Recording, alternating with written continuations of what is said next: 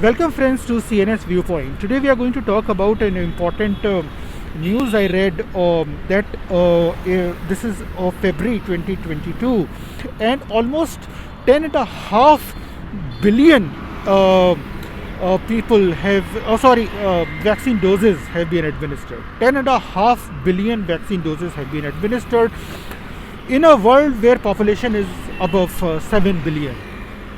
So again, it is very, very clear, and the World Health Organization experts had already alerted us that 6 months back, at least, I very vividly remember in August, September 2021, the WHO briefings and experts featured in that briefings were continuously alarming us that we have had enough vaccines by even then to fully protect the most vulnerable people and protect them against serious outcomes of COVID-19, reduce the risk of hospitalization, ICU, ventilator, oxygen, etc., as well as death.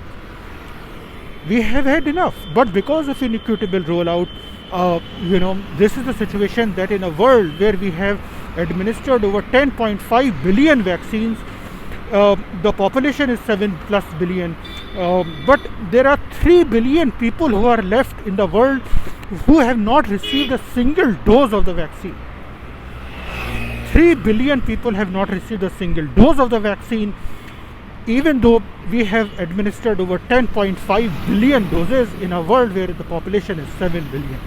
This is just, so outrageous, and I just can't, come to terms with this kind of inequity, and that is why we are in the pandemic, continuing to be in the pandemic, in a severe form of pandemic, with Omicron wave riding, with the more threat of more virus circulating, especially putting people who are unvaccinated more at risk of hospitalization, more at risk of oxygen need, ventilator need, ICU need, and more of a risk of dying. We already saw in the Omicron wave also, whether it was rich nation or middle income or low income nation, people who were in the hospitals because of COVID-19, 90% of them were were unvaccinated. Dr. Tom Frieden, former CDC director, had said that 99% of the young people under 18 who were in hospitals because of COVID-19 were unvaccinated. So it is very clear those who are vaccinated, they are, even if they get infected with corona, with Omicron, they were less likely to get hospitalized and less likely to face severe disease or serious disease outcomes, including the risk of dying. So I really don't know what to say. It's more than 2 years of being in the corona pandemic.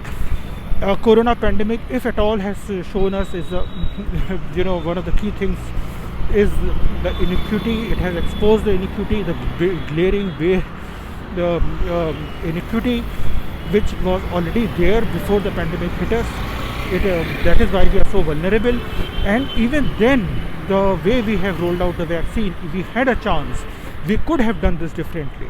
We missed the chance. We totally failed to roll out the vaccine equitably in a socially just manner.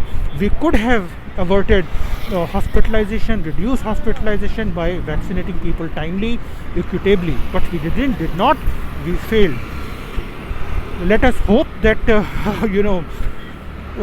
now at least governments will be more alarmed, and they will roll out the vaccine more equitably.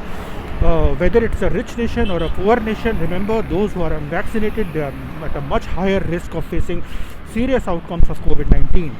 And when they get hospitalized, they put pressure on health systems. And when they put pressure on health systems, then obviously the beds and the hospital services, the healthcare services could have gone to more needy people, whether who are there either because of COVID-19, vaccinated or unvaccinated, or other health diseases. Remember, even before COVID-19, in many of the countries,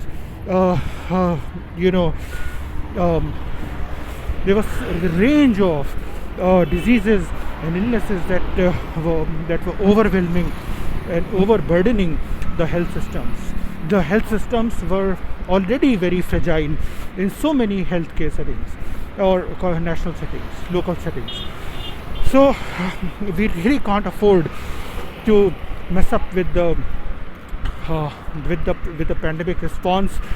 We need to make it more equitable, and of course we have to strengthen health response or health systems generally, broadly as well. Of course, that is so paramount. With this prayer that inequity may become a history. Let's hope it does happen.